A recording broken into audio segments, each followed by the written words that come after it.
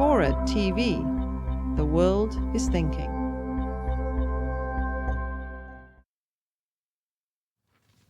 On one hand, I don't think Obama has supported industry. I think there definitely are provisions for infrastructure and green technology in the stimulus package, but it's actually a small proportion.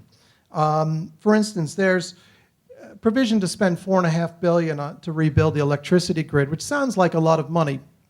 But studies have shown that up to potentially $165 billion is needed, plus other advancements to truly modernize the grid. So it begins to feel like a drop in the ocean.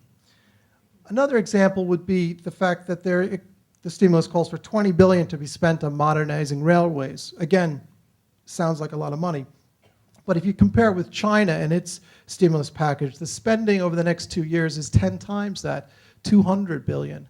And the plan is to reduce the travel time between Shanghai and Beijing from 10 hours to 4, which is truly amazing. In contrast, the U.S. stimulus package, the bulk of it is for consumption rather than supporting industry. And I think on the other hand, Obama has not allowed the older, less competitive industries to fail. I mean, I think recessions normally do that, but the aim of policy has been to try to moderate the recession.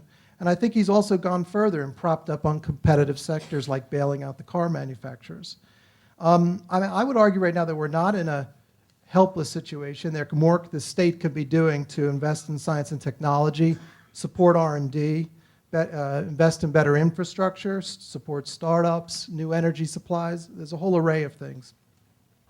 Third and finally, I think the administration's response, the danger is it's not just that it's putting off making these reforms that need to be done, but it's actually right now, it looks like it's restoring the artificial economy that got us into this crisis in the first place, and is only really storing up bigger problems for the future.